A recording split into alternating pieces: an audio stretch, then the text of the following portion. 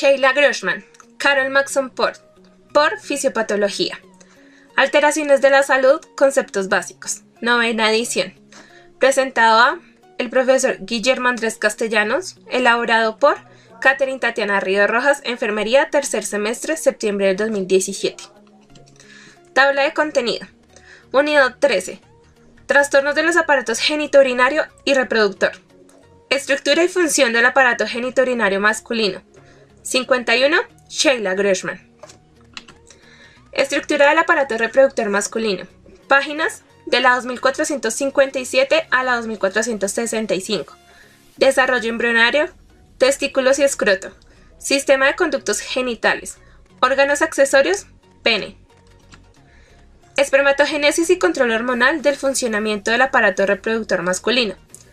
Páginas de la 2465 a la 2474.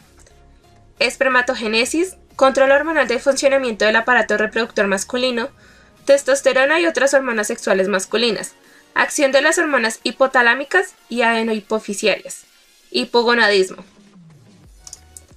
Control neural de la actividad sexual y cambios que ocurren con la edad. Páginas de la 2474 a la 2478. Control neural, cambios que ocurren con la edad. Unidad 13. Trastornos de los aparatos genitourinario y reproductor.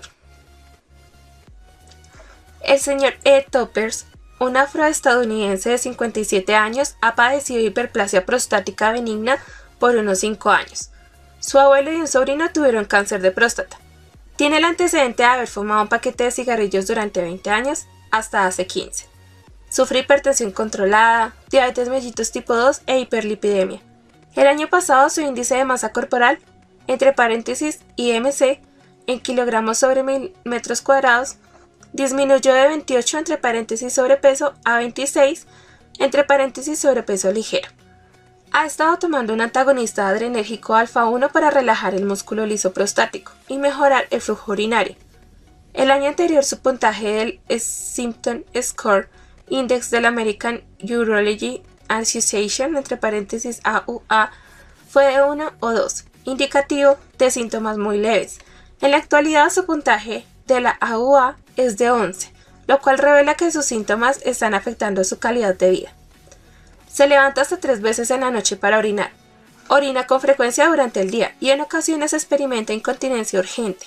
Además, a menudo siente como si necesitara orinar y presenta algún goteo postmiccional. Su última determinación de antígeno prostático específico, entre paréntesis APE, fue de 7 nanogramos sobre mililitros. Entre paréntesis, menor a 4.0 nanogramos sobre mililitros es el valor considerado normal. Y el resto de sus parámetros sanguíneos estuvieron dentro de los límites normales. El día de hoy su APE es mayor de 12 nanogramos sobre mililitros y sus concentraciones de nitrógeno de urea sanguínea, entre paréntesis NUS, y creatinina están muy elevadas. La uroflujometría revela obstrucción con gasto de menos de 7 mililitros sobre segundos. Entre paréntesis, el gasto promedio normal es de 12 mililitros sobre segundos. Su examen rectal digital, entre paréntesis ERD, revela que tiene la próstata muy hipertrófica, entre paréntesis más de 3 a más 4, y firme, entre paréntesis más 2, más 1 en el examen previo. Está programado para ecografía transrectal y biopsia prostáticas. Los datos son positivos para cáncer de próstata. Sin embargo, su puntaje en el Gleason Stadium Score es de 3, lo cual indica un cáncer de crecimiento lento. Conocerá más sobre el señor Toppers en los capítulos 51 y 52. Estructura y función del aparato genitourinario masculino. 51. Sheila Grossman.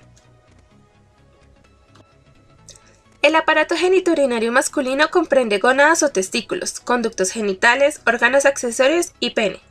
Entre paréntesis figura 51-1. La doble función de los testículos es producir andrógenos, entre paréntesis, es decir, hormonas sexuales masculinas, principalmente testosterona y espermatozoides, entre paréntesis, es decir, células germinales masculinas. Los órganos accesorios internos producen los componentes líquidos del semen y el sistema de conductillos contribuye al almacenamiento y transporte de los espermatozoides. El pene interviene en la eliminación de orina y en el coito. Este capítulo se centra en la estructura del aparato reproductor masculino, espermatogénesis y control de la actividad reproductiva masculina, control neural de la actividad sexual y cambios en el funcionamiento que ocurren en la pubertad y como resultado del proceso de envejecimiento. Estructura del aparato reproductor masculino. Después de terminar esta sección del capítulo, el lector será capaz de cumplir con los siguientes objetivos. Primero, caracterizar el desarrollo embrionario de los órganos reproductores masculinos y los genitales.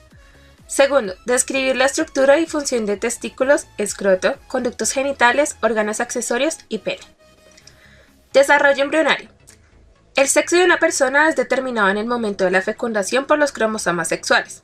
En las primeras etapas del desarrollo embrionario, los tejidos a partir de los cuales se forman los órganos reproductivos masculinos y femeninos están indiferenciados.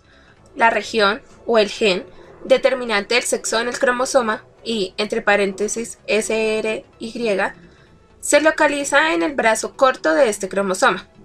Hasta alrededor de la séptima semana de la gestación es imposible dilucidar si un embrión es masculino o femenino, a menos que se analicen los cromosomas. Hasta este tiempo, los aparatos reproductores masculino y femenino consisten en dos conductos de Wolff, a partir de los cuales se desarrollan los genitales masculinos, y dos conductos de Müller que dan origen a las estructuras genitales femeninas. Durante este periodo de la gestación, las gónadas, entre paréntesis ovarios y testículos, también están indiferenciados.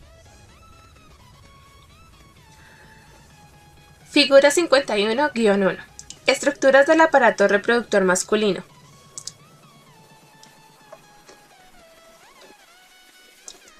Entre las semanas 6 y 8 de la gestación, los testículos comienzan su desarrollo bajo la influencia del cromosoma Y. La diferenciación de la gónada indiferenciada en un testículo es iniciada por las acciones del gen SRY. En presencia de este, las gónadas embrionarias se transforman en testículos y en su ausencia se convierten en ovarios. Durante este tiempo, las células testiculares del embrión masculino comienzan a producir una hormona antimülleriana, entre paréntesis HAM, y testosterona. La HAM suprime los conductos de Müller e impide el desarrollo del útero y las trompas de falopio en el varón. De modo paralelo, la testosterona estimula los conductos de Wolff para que se conviertan en epididimo, conducto deferente y vesículas seminales. La testosterona es también el precursor de una tercera hormona, la dihidrotestosterona, entre paréntesis DHT, que interviene en la formación de uretra, próstata y genitales externos del varón. La enzima 5-alfa reductasa participa en la conversión de testosterona en DHT, de manera predominante en los tejidos periféricos. Aunque testosterona y DHT comparten el mismo receptor de andrógeno nuclear, tienen notables diferencias en actividad tisular. La DHT ejerce la mayor parte de sus efectos en los genitales externos, además de la próstata, pero también es importante más tarde para el desarrollo del vello facial y corporal, incluido el retroceso capilar temporal. En ausencia de testosterona, entre paréntesis y DHT, un embrión masculino con patrón cromosómico XY desarrolla genitales externos femeninos.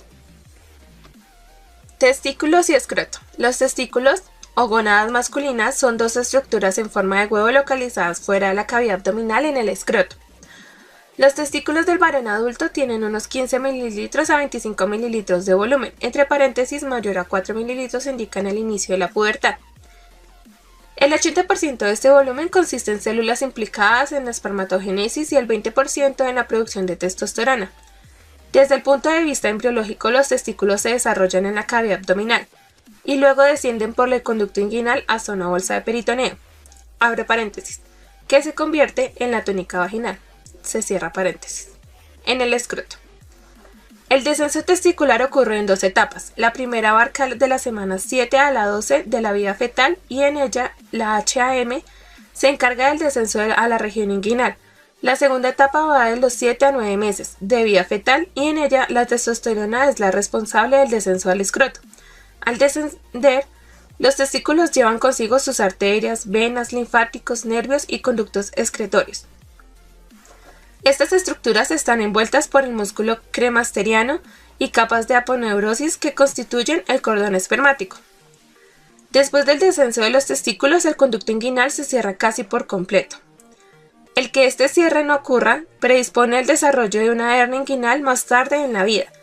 Una hernia o ruptura inguinal es una protrusión del peritoneo parietal y parte del intestino a través de una abertura anómala desde la cavidad abdominal. Un asa de intestino delgado puede quedar encarcelada en una hernia inguinal, entre paréntesis, hernia estrangulada, en cuyo caso su lumen puede obstruirse, en detrimento de su suministro vascular. Los testículos están rodeados por una doble capa de membrana, la túnica vaginal, que se origina en la vida embrionaria a partir del peritoneo abdominal. La cubierta externa, la túnica albugínea, es una vaina fibrosa blanca resistente que recuerda la esclerótica del ojo y protege los testículos y les da una forma ovoide. Los músculos crematerianos, que son bandas de músculo esquelético provenientes de los músculos oblicuos internos del tronco, elevan los testículos. Estos reciben su suministro de sangre arterial de las largas arterias testiculares, que se ramifican de la arteria abdominal. Las venas testiculares que drenan los testículos surgen de una red venosa llamada plexo pampiniforme, la cual rodea la arteria testicular. Los testículos son inervados por fibras de ambas divisiones del sistema nervioso autónomo. Nervios sensoriales que, relacionados, transmiten impulsos de dolor, de lo que resulta dolor intenso, en especial cuando los testículos son golpeados con fuerza. El escroto, que aloja los testículos, consiste en una delgada capa externa de piel que forma arrugas o pliegues, y se continúa con el perineo y la piel externa de la ingle. Bajo la piel externa yace una delgada capa de aponeurosis y músculo liso, entre paréntesis, el músculo dartos. Esta capa contiene un tabique que separa los dos testículos. El músculo dartos reacciona a cambios en la temperatura. Cuando hace frío se contrae, de modo que acerca los testículos al cuerpo. Entre paréntesis, el escroto se encoge y arruga. Cuando hace calor, el músculo dartos se relaja, con lo que permite que el escroto descienda alejándose del cuerpo. El que los testículos se encuentren en el escroto es importante para la producción de espermatozoides, que es óptima entre 2 grados centígrados y 3 grados centígrados por debajo de la temperatura corporal. Dos sistemas mantienen la temperatura testicular a un nivel adecuado para la producción de espermatozoides. Uno es el plexo pampiniforme de venas testiculares que rodea la arteria testicular. Este plexo absorbe calor de la sangre arterial, con lo que la enfría al entrar en los testículos. El otro sistema son los músculos cremastéricos, que reaccionan a los decrementos de la temperatura testicular, acercando los testículos al cuerpo. La exposición prolongada a altas temperaturas a consecuencia de fiebre prolongada o disfunción de los mecanismos termorregulatorios puede afectar la espermatogénesis. Algunas prendas inferiores apretadas mantienen los testículos contra el cuerpo y se piensa que contribuyen a un decremento en el recuento de espermatozoides y a esterilidad al interferir en la actividad termorreguladora del escroto. La criptorquidia es la falta de descenso de los testículos al escroto. También los expone a la temperatura corporal, relativamente alta. Puntos clave. Aparato reproductor masculino. El sistema de conductillos, entre paréntesis, epididimos, conducto deferente y conductos eyaculadores, transporta y almacena espermatozoides y contribuye a su maduración. Y las glándulas accesorias, entre paréntesis, vesículas seminales, próstata y glándulas vulvouretrales, preparan los espermatozoides para la eyaculación. La producción de espermatozoides requiere temperaturas 2 grados centígrados a 3 grados centígrados más bajas que la temperatura corporal. La posición de los testículos en el escroto y los mecanismos de enfriamiento de la sangre únicos en el organismo aportan este ambiente. Sistema de conductos genitales. Internamente, los testículos están formados por varios cientos de compartimentos o lóbulos, entre paréntesis, figura 51-2. Cada lóbulo contiene uno o más túbulos seminíferos enrollados. Estos túbulos son el sitio de la producción de espermatozoides. Cuando los túbulos seminíferos desembocan en los conductos eferentes, se convierten en la red testicular, que consiste en múltiples conductos interconectados en el mediastino. Desde la red testicular, 10.000 a 20.000 conductos eferentes emergen para fusionarse en el epididimo, que es el sitio final para la maduración de los espermatozoides. Dado que estos no son móviles, en esta etapa del desarrollo, los movimientos peristálticos de las paredes del epididimo ayudan a su movimiento. Los espermatozoides continúan su migración a través del conducto deferente. Figura 51-2. Partes de los testículos y el epididimo. La ampolla del conducto deferente sirve como depósito de almacenamiento de espermatozoides, hasta que estos se liberan a través del pene durante la eyaculación. Entre paréntesis, figura 51-3. La desconexión quirúrgica del conducto deferente en la zona del escroto, entre paréntesis, por ejemplo, vasectomía, es un método eficaz de anticoncepción masculina. Dado que los espermatozoides se almacenan en la ampolla, los varones pueden seguir siendo fecundos 4 a 5 semanas después de la realización de una vasectomía. El testículo humano puede producir hasta 300 millones de espermatozoides al día. Una vez que han madurado, estas células miden unos 60 micrómetros de largo. En cada eyaculación se expulsan alrededor de 3 mililitros de semen, y cada mililitro contiene unos 100 millones de espermatozoides. Sin embargo, cerca del 20% de las células de cada eyaculación tienen alguna anomalía morfológica y un 25% son inmóviles. Órganos accesorios. Los órganos accesorios masculinos son vesículas seminales, próstata y glándulas bulbouretrales. Los espermatozoides se transportan a través de las estructuras reproductivas por movimiento del líquido seminal, que se combina con secreciones de los conductos genitales y los órganos accesorios. Los espermatozoides más las secreciones de los conductos genitales y los órganos accesorios constituyen el semen. Las vesículas seminales son dos tubos muy tortuosos que secretan líquido por el semen. Están recubiertas con epitelio secretor que contiene gran cantidad de fructosa, prostaglandinas y varias otras proteínas. La fructosa secretada por las vesículas seminales aporta la energía para el movimiento de los espermatozoides. Se piensa que las prostaglandinas ayudan a la fecundación al hacer el moco cervical más receptivo a los espermatozoides y al provocar contracciones peristálticas en el útero y las trompas de falopio, a fin de desplazar los espermatozoides hacia los ovarios. Figura 51-3. Conductos excretorios del aparato reproductor masculino y trayecto de los espermatozoides al salir del testículo y viajar a la uretra. Cada vesícula seminal se une a su correspondiente conducto deferente para formar el conducto eyaculador, que ingresa en la parte posterior de la próstata y continúa hasta terminar en la porción prostática de la uretra. Durante la fase de emisión del coito, cada vesícula vierte líquido en el conducto eyaculador, lo que da volumen al semen. Un 70% del eyaculado se origina en las vesículas seminales. La próstata es un órgano fibromuscular y glandular que yace apenas inferior a la vejiga. Secreta un líquido alcalino lechoso, delgado que contiene ácido cítrico, calcio, fosfato ácido, una enzima de la coagulación y una profibrinolicina. Durante la eyaculación, la cápsula de la próstata se contrae y el líquido agregado incrementa el volumen del semen. Tanto las secreciones vaginales como el líquido del conducto deferente son muy ácidos, dado que la movilización de los espermatozoides ocurre a un pH de 6.0 a 6.5. La naturaleza alcalina de las secreciones prostáticas es esencial para la fecundación exitosa del óvulo. Las glándulas bulbouretrales o de Cooper se hallan a cada lado de la uretra membranosa y secretan moco alcalino, el cual ayuda aún más a neutralizar los ácidos de la orina que quedan en la uretra. La próstata también participa en la eliminación de la orina y consiste en una cápsula fibrosa delgada que rodea fibras del músculo liso dispuestas en un patrón circular y tejido colágeno que rodea la uretra en donde se une a la vejiga. El segmento de la uretra que atraviesa la próstata se denomina uretra prostática. Está recubierto por una capa longitudinal delgada de músculo liso que es continua con la pared vesical. El músculo liso incorporado en la próstata proviene en mayor medida de la musculatura longitudinal vesical y representa el verdadero esfínter involuntario de la parte posterior de la uretra masculina. Dado que la próstata rodea la uretra, el crecimiento de la glándula puede provocar obstrucción urinaria.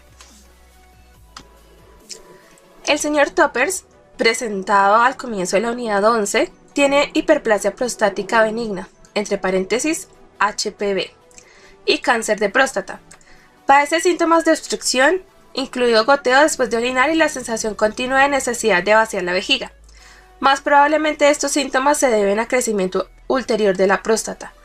La uroflujometría demostró obstrucción con un gasto de menos de 7 ml por segundo, de modo que la próstata está presionando la uretra y estrechándola, con el resultado de acumulación de orina. El señor Toppers debe ser valorado en busca de infección de vías urinarias inferiores mediante un cultivo de orina. Ha optado por una prostectomía total debido a sus antecedentes familiares. Se programa la cirugía para el fin de la semana. La próstata consta de muchas glándulas secretorias dispuestas en 3 zonas concéntricas que rodean la uretra prostática, en la cual se abre. Esas glándulas componentes de la próstata son las pequeñas glándulas mucosas relacionadas con la mucosa uretral, las glándulas submucosas intermedias que yacen en la periferia de las glándulas mucosas y las grandes glándulas prostáticas principales situadas hacia el exterior de la próstata. Es el crecimiento excesivo de las glándulas mucosas lo que causa la HPV en varones mayores. Pene. El pene es el órgano genital externo a través del cual pasa la uretra. Desde el punto de vista anatómico del pene externo, consta de un tallo que termina en una punta, el glande, entre paréntesis figura 51-4. La piel laxa del tallo o cuerpo del pene tiene un pliegue que cubre el glande, formando el prepucio. El glande contiene muchos nervios sensitivos, lo cual lo hace la parte más sensible del pene. La circuncisión consiste en la extirpación del prepucio, más a menudo parcial. Figura 51-4. Corte sagital del pene que muestra prepucio, glande, cuerpo cavernoso y cuerpo esponjoso. El cuerpo o tallo del pene cilíndrico consta de 3 masas de tejido eréctil mantenidas unidas por cordones fibrosos y cubiertas por una capa delgada de piel. Las 2 masas laterales de tejido se denominan cuerpos cavernosos.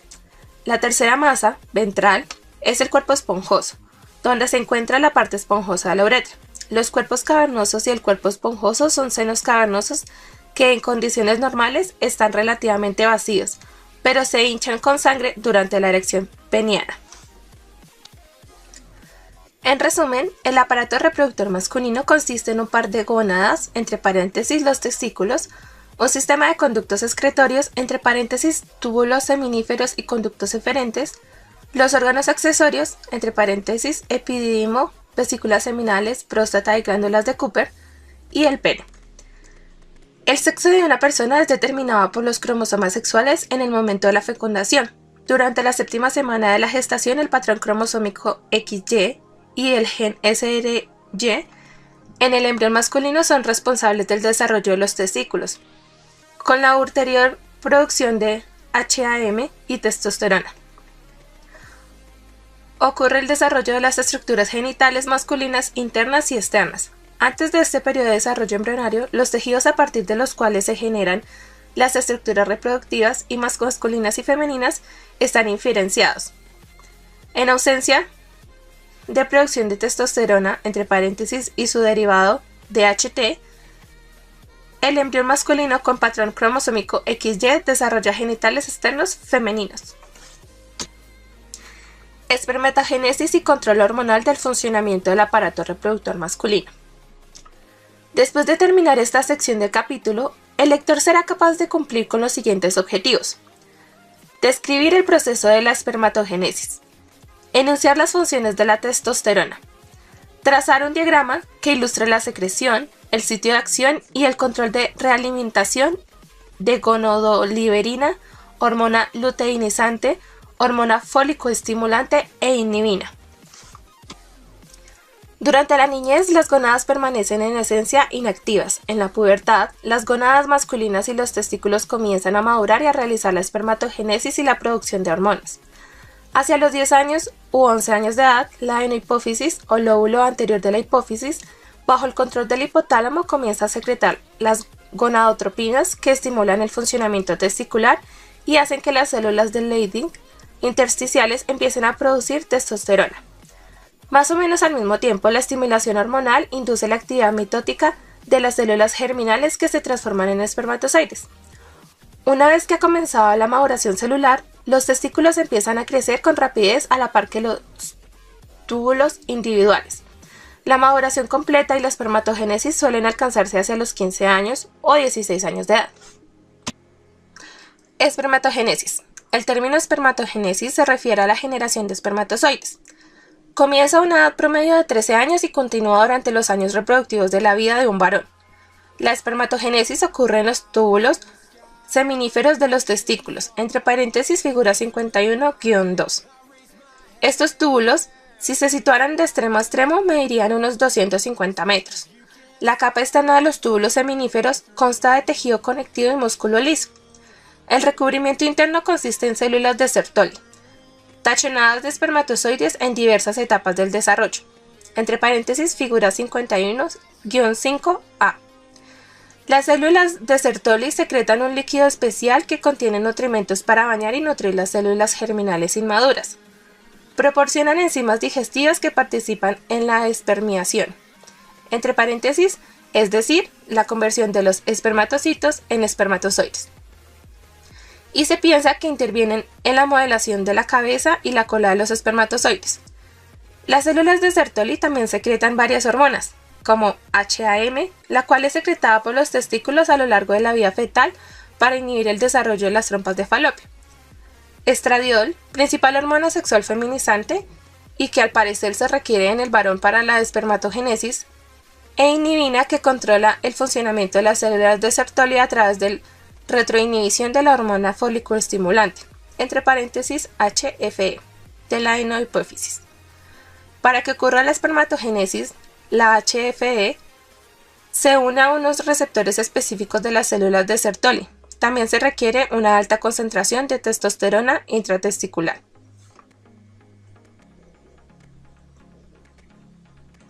Figura 51-5. Las distintas etapas de la espermatogénesis. Entre paréntesis A. Corte transversal de un túbulo seminífero. Entre paréntesis B. Etapas del desarrollo de los espermatozoides.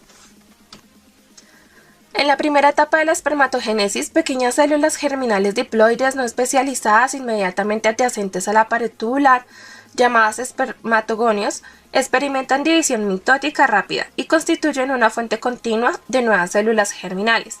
A medida que estas células se multiplican, los espermatogonios más maduros se dividen en dos células hijas, que crecen y se convierten en los espermatocitos primarios, los precursores de los espermatozoides.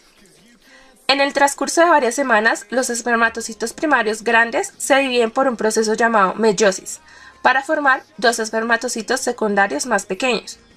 Cada uno de los espermatocitos secundarios se divide para formar dos espermátides, cada uno con 23 cromosomas. La meiosis es una forma peculiar de división celular que solo ocurre en las gónadas. Consiste en dos divisiones nucleares consecutivas con formación de 4 células hijas, cada una con un solo juego de 23 cromosomas, en lugar de un par de juegos para un total de 46 cromosomas, como ocurre durante la división celular mitótica que se realiza en otras células corporales. La espermátide se alarga durante su transformación en un espermatozoide o célula espermática madura con cabeza y cola, entre paréntesis figura 51-B. La parte externa de los 2/3 anteriores de la cabeza, llamada acrosoma, contiene enzimas necesarias para la penetración y fecundación del óvulo. El movimiento flagelar de vaivén de la cola permite a los espermatozoides desplazarse. La energía para este proceso es aportada por las mitocondrias presentes en la cola. Los espermatozoides normales se mueven en línea recta a una velocidad de 1 milímetro por minuto a 4 milímetros por minuto, lo cual les permite avanzar por el conducto genital femenino. Cuando los espermatozoides alcanzan su tamaño final, pasan al epididimo para completar su maduración y adquirir movilidad. Una pequeña cantidad de ellos se almacena en el epididimo, pero la mayoría se alojan en el conducto deferente o la ampolla de este. Con la actividad sexual intensa, es posible que el almacenamiento no dure más de unos pocos días. Los espermatozoides pueden vivir por varias semanas en el conducto genital masculino. Sin embargo, en el femenino su expectativa de vida es de 1 o 2 días. Se han preservado por años espermatozoides en congelación. Todo el proceso de espermatogénesis y maduración de los espermatozoides tarda unos 90 días. La cifra de células espermáticas en un eyaculado normal es de alrededor de 100 a 400 millones. Hay esterilidad en caso de cantidades insuficientes de espermatozoides sanos móviles. Una muestra fértil, en un análisis de líquido seminal, contiene más de 20 millones por mililitro, más del 50% de motilidad, morfología normal y un volumen de 1.5 a 6 mililitros. El campo de la endocrinología reproductiva se ha expandido mucho con tecnología capaz de hacer realidad los deseos de la mayoría de las personas interesadas en tener un bebé. Control hormonal del funcionamiento del aparato reproductor masculino, testosterona y otras hormonas sexuales masculinas. Las hormonas sexuales masculinas se denominan andrógenos. Los testículos secretan varias hormonas sexuales masculinas, como testosterona, dihidrotestosterona y androstenediona. La testosterona, la más abundante de estas hormonas, se considera la principal hormona testicular. La corteza suprarrenal también produce andrógenos, aunque en cantidades mucho menores, entre paréntesis, menor al 5% de los andrógenos masculinos totales, que los testículos. Estos secretan además pequeñas cantidades de estradiol y estrona. La testosterona se produce y secreta en las células del Leydig intersticiales de los testículos, bajo la influencia de la hormona luteinizante, entre paréntesis HL. Las células del Leydig producen alrededor de 6 miligramos por día de testosterona. Esta es metabolizada en el hígado y excretada por los riñones. En el torrente sanguíneo la testosterona existe de forma libre o fija. La forma fija está unida a proteínas plasmáticas, como albumina y la globulina fijadora de hormonas sexuales. Entre paréntesis SHBG, por sus siglas en inglés. Producida por el hígado. Solo alrededor del 2% de la testosterona circulante está libre y por tanto es capaz de entrar en la célula y ejercer sus efectos metabólicos. Gran parte de la testosterona que se fija en los tejidos es convertida en DHT por la 5-alfa reductasa, en especial en determinados tejidos objetivo, entre paréntesis blanco, como la próstata. Algunas de las acciones de la testosterona dependen de esta conversión, no hacia otras. La testosterona también puede ser aromatizada o convertida en estradiol en los tejidos periféricos. Recuadro 51-1. Principales acciones de la testosterona. Induce la diferenciación del conducto genital masculino durante el desarrollo fetal. Induce el desarrollo de las características sexuales primarias y secundarias. Funcionamiento gonadal. Genitales externos y órganos accesorios. Timbre de la voz masculina. Características. Distribución masculina de cabello y vello. Efectos anabólicos. Promueve el metabolismo proteínico. Promueve el crecimiento osteomuscular.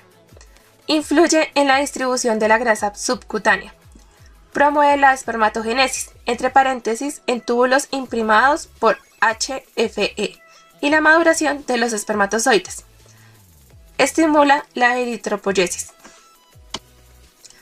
La testosterona, entre paréntesis, y la DHT ejerce diversos efectos biológicos en el varón.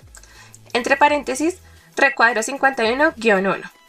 En el embrión masculino, la testosterona es esencial para la diferenciación apropiada de los genitales internos y externos, y es necesaria para el descenso de los testículos en el feto. Es esencial, asimismo, para el desarrollo de las características sexuales primarias y secundarias durante la pubertad y para el mantenimiento de esta característica en la vida adulta. Induce el crecimiento del vello púbico, torácico y facial. Provoca cambios en la laringe que dan por resultado la voz grave del varón, e incrementa el espesor de la piel y la actividad de las glándulas sebáceas, predisponiendo al acné. Todas o casi todas las acciones de la testosterona y otros andrógenos se deben al aumento de la síntesis de la proteína en los tejidos blancos. Los andrógenos actúan como agentes anabólicos en varones y mujeres para promover metabolismo y crecimiento osteomuscular. La testosterona y los andrógenos tienen un gran efecto en el desarrollo de la musculatura en crecimiento durante la pubertad. Los varones promedian un aumento aproximado del 50% en la masa muscular comparados con las mujeres. En el cuadro 51-1 se describe el abuso de andrógenos para mejorar en desempeño atlético. Acción de las hormonas hipotalámicas y adenohipofisiales. El hipotálamo y el lóbulo anterior de la hipófisis, entre paréntesis adenohipófisis, Son esenciales para promover la actividad espermatógena en los testículos y mantener la actividad endocrina de estos a través de las hormonas gonadotrópicas. La síntesis y liberación de las hormonas gonadotrópicas por la hipófisis son reguladas por la enzima gonadoliberina, entre paréntesis HLG N minúscula, sintetizada por el hipotálamo y secretada en la circulación portal hipotalámica hipofisiaria, entre paréntesis figura 51-6. Cuadro 51-1. Abuso de andrógenos para mejorar el desempeño atlético. Algunos atletas consumen andrógenos sintéticos para mejorar su capacidad y resistencia al incrementar su masa muscular. Esos atletas han experimentado virtualmente todos los andrógenos producidos para utilización en medicina humana y veterinaria. En ocasiones, consumen varios fármacos al mismo tiempo en un intento de incrementar el efecto global en el desempeño, con efectos adversos potencialmente más graves. Con frecuencia se emplean hormonas en dosis que exceden mucho los valores fisiológicos. Entre los posibles efectos nocivos de consumir estos complementos están acné, decremento del tamaño testicular y azoospermia.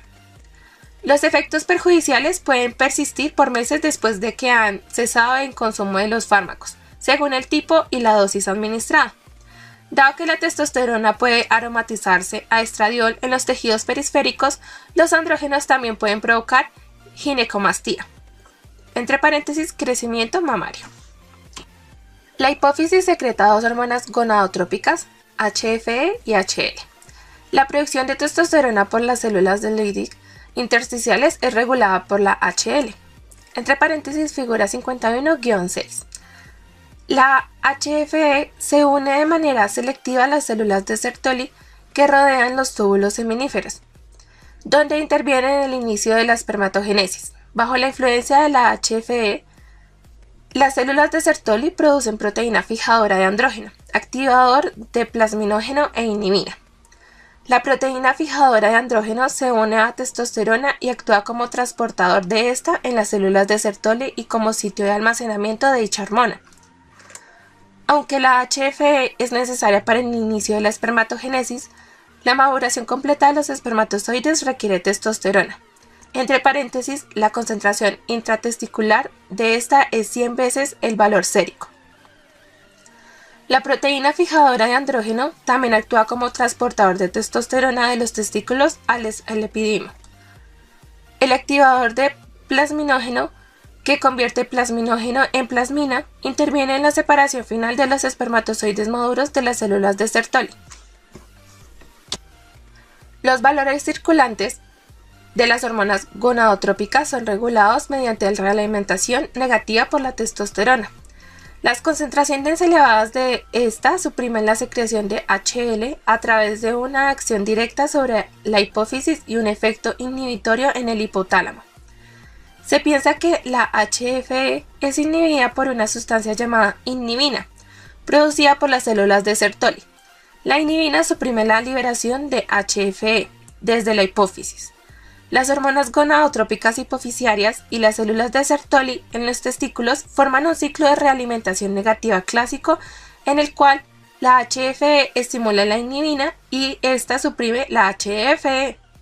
A diferencia del patrón hormonal cíclico de las mujeres, en los varones la secreción de HFE, HL y testosterona y la espermatogénesis ocurren con ritmo relativamente constante durante la edad adulta.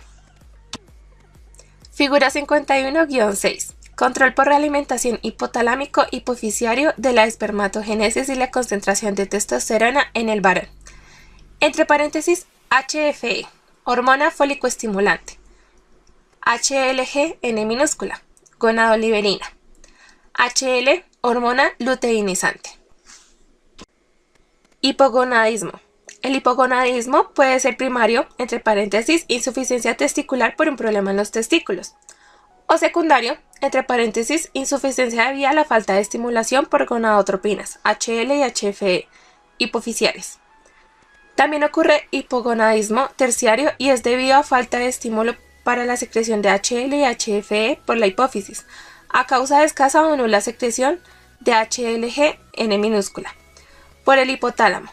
En varones, el hipogonadismo primario se caracteriza por bajos andrógenos y recuento de espermatozoides y se debe a falta de realimentación negativa al nivel hipotalámico hipoficiario, aunada a altas concentraciones de gonadotropinas, entre paréntesis, es decir, testosterona baja y altas HL y HFE, el hipogonadismo secundario, entre paréntesis, y el terciario, que también se caracteriza por andrógenos y recuento espermático bajos, se debe a falta de secreción de gonadotropinas al nivel hipotalámico hipoficiario, aunada a bajos valores de gonadotropinas, entre paréntesis, es decir, bajas testosterona, HL y HFE. Manifestaciones clínicas. Las características clínicas del hipogonadismo masculino dependen de si el problema afecta solo la espermatogénesis, entre paréntesis, el aumento de HFE refleja daño en las células de Sertoli, o si la secreción de testosterona también está afectada, entre paréntesis, el aumento de HL refleja daño en las células de Leydig. El deterioro de la espermatogénesis solo tiene dos manifestaciones clínicas: subfecundidad por esterilidad y tamaño testicular reducido. Entre paréntesis, el 80% del tamaño testicular tiene que ver con la producción de espermatozoides y el 20% con la producción de testosterona. En contraste, existen varias posibles manifestaciones clínicas de trastorno de la secreción de testosterona, determinadas por el momento de su inicio.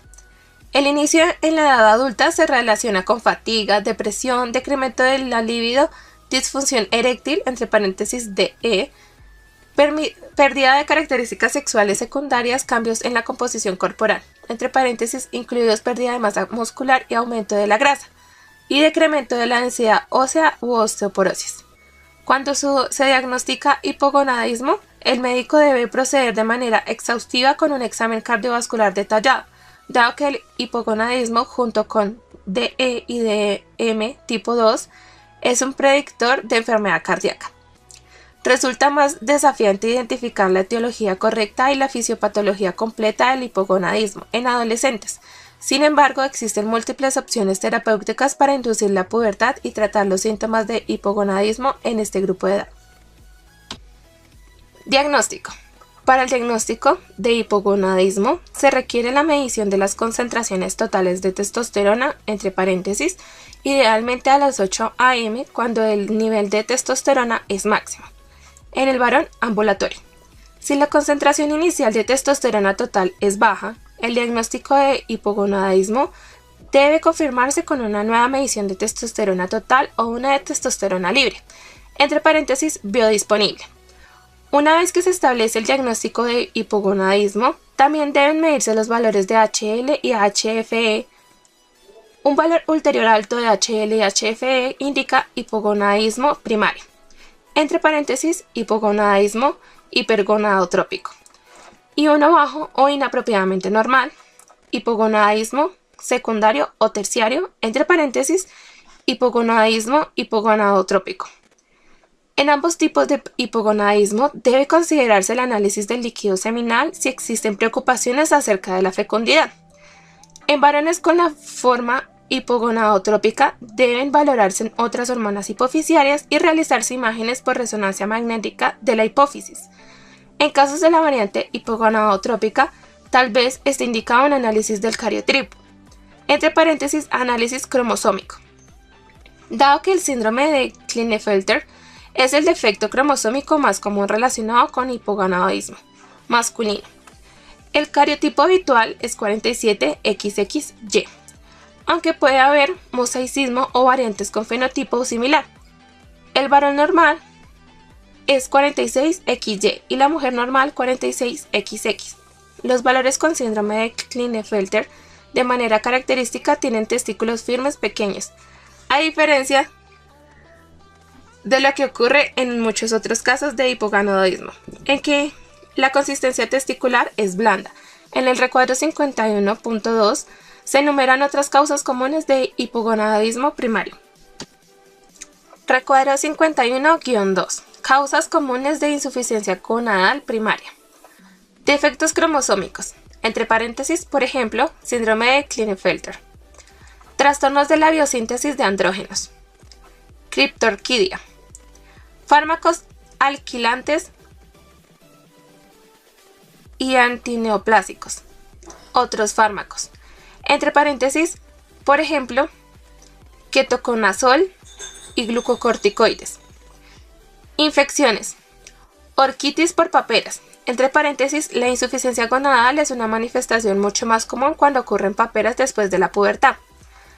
Radiación. Entre paréntesis, radiación testicular directa e indirecta. Toxinas ambientales. Traumatismo.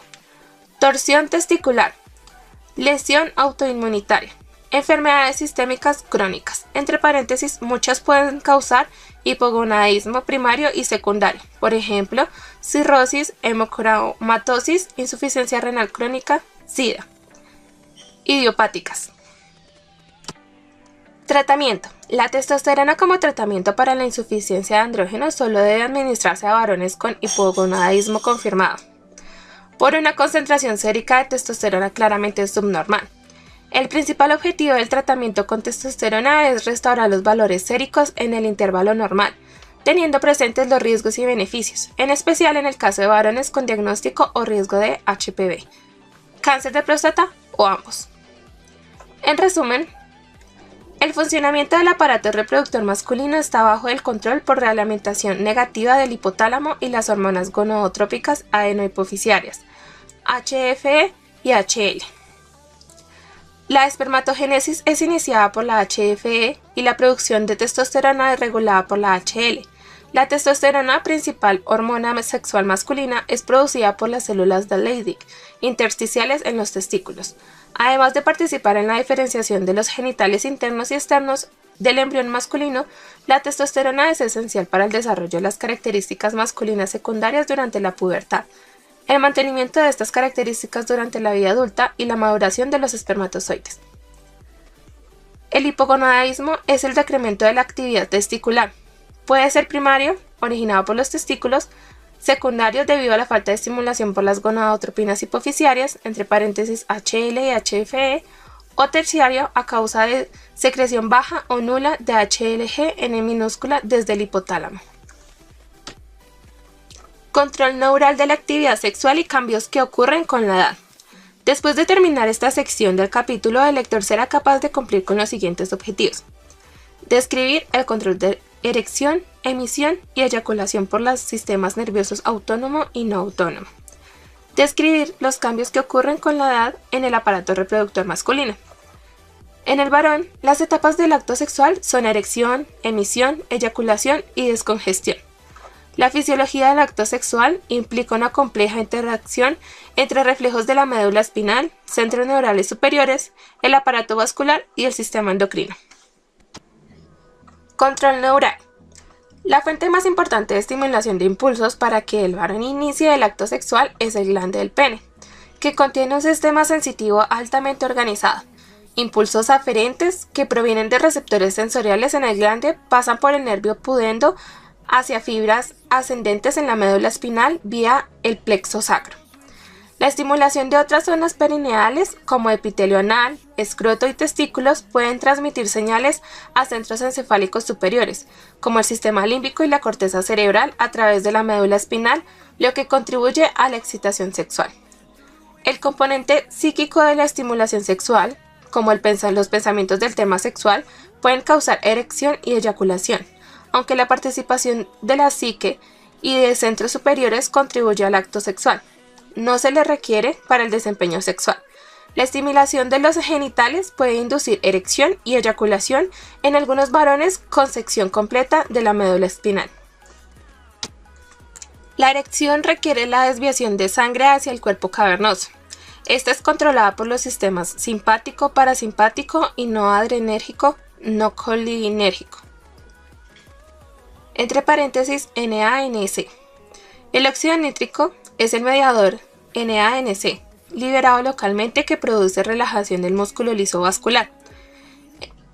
En el estado flácido o descongestionado, la descarga simpática a través de receptores adrenérgicos alfa mantiene la contracción de las arterias que irrigan el pene y los senos vasculares de los cuerpos cavernosos y el cuerpo esponjoso. Entre paréntesis, figura 51-7. La estimulación parasimpática provoca erección al inhibir neuronas simpáticas que causan descongestión y al estimular la liberación del óxido nítrico para inducir la relajación rápida del músculo liso. en los espacios sinusoidales del cuerpo cavernoso. Durante la estimulación sexual, impulsos parasimpáticos también hacen que las glándulas uretrales y vulvouretrales secreten moco para contribuir a la lubricación. La inervación parasimpática se realiza a través del nervio pélvico y segmentos sacros de la médula espinal. La inervación simpática sale de la médula espinal a los niveles L1 y L2. Figura 51-7. Tejido eréctil del pene. Emisión y eyaculación, que constituyen el clímax del acto sexual para el varón, son controladas por el sistema nervioso simpático. Como la erección, son medidas por reflejos de la médula espinal. Al aumentar la intensidad del estímulo sexual, los centros reflejos de la médula espinal comienzan a emitir impulsos simpáticos que salen de la médula a los niveles L1 y L2 y pasan por el plexo hipogástrico hacia los órganos genitales para iniciar la emisión, que preludia la eyaculación. La emisión hace que los espermatozoides avancen del epididimo a la uretra. Impulsos deferentes de la médula espinal causan la contracción del músculo liso del conducto deferente y la ampolla que impulsa los espermatozoides y cierra el esfínter uretral interno para prevenir la eyaculación retrógrada hacia la vejiga. La eyaculación es la expulsión de los espermatozoides desde la uretra. Implica la contracción de las vesículas seminales y la próstata, lo que agrega líquido al eyaculado y lo impulsa al frente. La eyaculación se acompaña de la contracción de los músculos isquiocavernoso y vulvocavernoso en la base del pene. El llenado de la uretra interna produce señales que se transmiten a través de los nervios pudendos desde la médula espinal, lo que causa la sensación súbita de plenitud de los órganos genitales. Incrementos rítmicos de la presión en la uretra impulsan el semen hasta el exterior, como parte de la eyaculación. Al mismo tiempo, las contracciones rítmicas de los músculos pélvicos y el tronco producen movimientos del empuje de la pelvis y el pene, que ayudan a impulsar el eyaculado dentro de la vagina.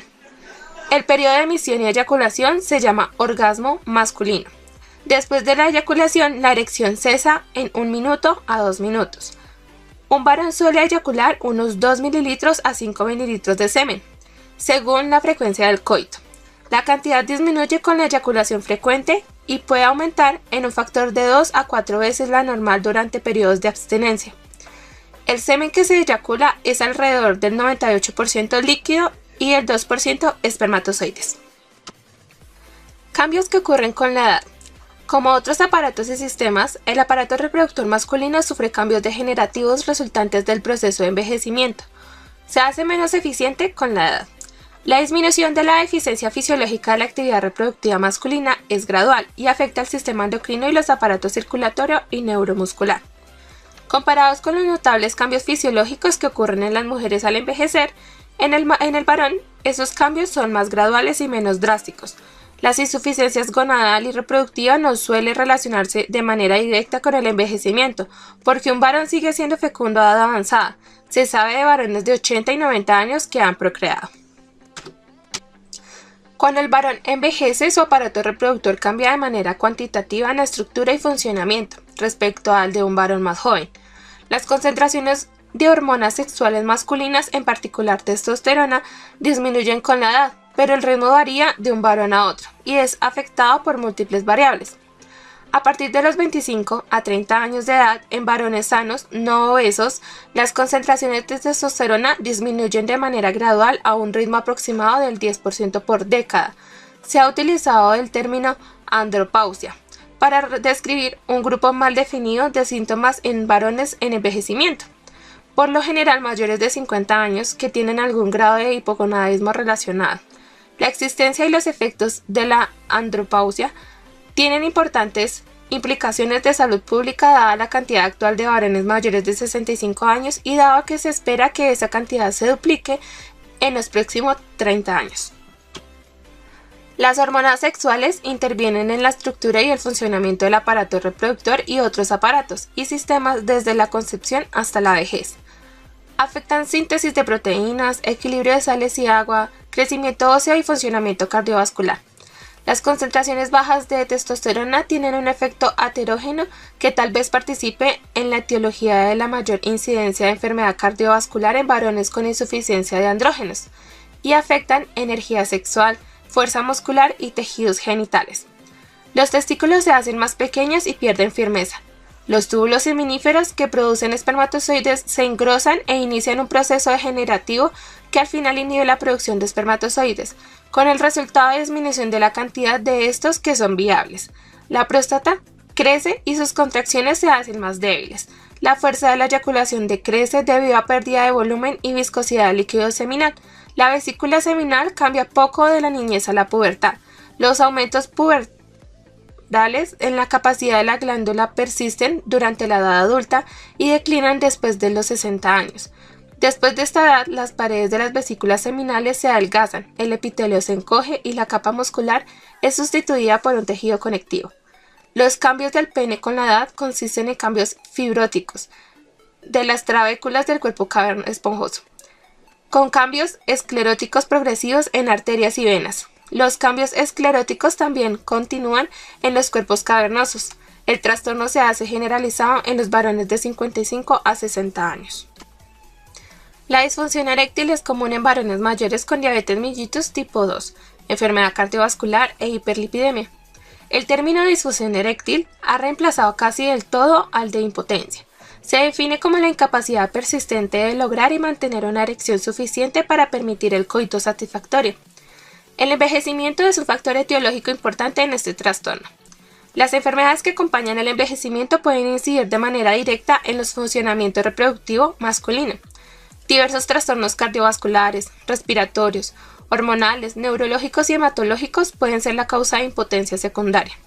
Por ejemplo, la enfermedad vascular afecta la potencia masculina porque puede deteriorar el riego sanguíneo de las arterias pudendas o sus tributarias, con el resultado de pérdida de volumen sanguíneo con ulterior distensión deficiente de los espacios vasculares del tejido eréctil.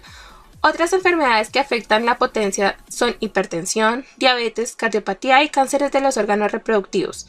Además, determinados fármacos pueden tener efectos en el funcionamiento sexual. Uno de los mayores inhibidores del funcionamiento sexual en varones mayores es la pérdida de autoestima y el desarrollo de una autoimagen negativa. El énfasis en la juventud permea gran parte de nuestra sociedad.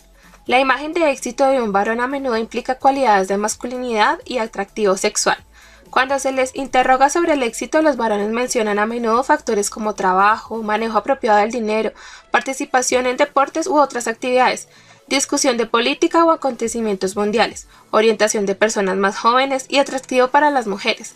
Cuando un hombre se siente bien consigo mismo y expresa autoconfianza, transmite atractivo sexual independientemente de la edad. Muchos varones mayores viven en ambientes que no son sensibles a la importancia de ayudarlos a mantener una autoimagen positiva.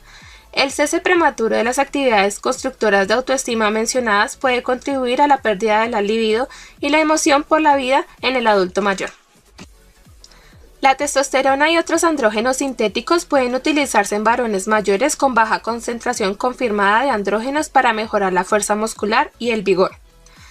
Estudios preliminares sobre reposición de andrógenos en varones mayores en que las concentraciones de estos son bajas indican aumento de la masa corporal magra y decremento del recambio óseo. Antes de iniciar el tratamiento de reposición de testosterona, todos los varones deben investigarse en busca del cáncer de próstata. Se dispone de testosterona en varias formulaciones distintas: inyectable, parche transdérmico, gel tópico o sistema de liberación bucal. Algunos posibles efectos adversos del tratamiento de reposición son acné, ginecomastia y decremento de los valores de colesterol de lipoproteínas de alta densidad. En la actualidad no se recomienda el tratamiento sistémico de los varones mayores con testosterona. Sin embargo, podría estar indicado hacer un ensayo de su administración en un adulto mayor cuya concentración sérica de testosterona es menor de 300 nanogramos sobre decilitros.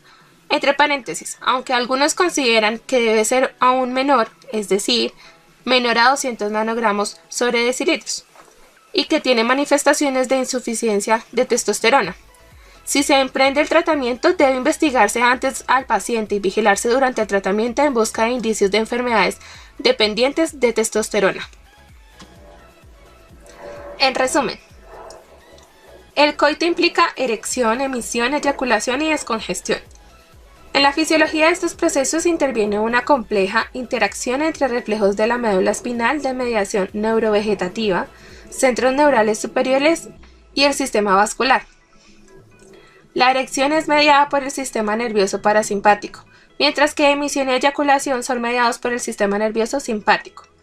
Como otros aparatos y sistemas, el aparato reproductor masculino experimenta cambios como resultado del proceso de envejecimiento. Los cambios ocurren de manera gradual e implican cambios paralelos en el funcionamiento endocrino, circulatorio y neuromuscular. La concentración de testosterona disminuye, entre paréntesis, andropausia. El tamaño y la firmeza de los testículos decrecen, la producción de espermatozoides declina y la próstata aumenta de tamaño.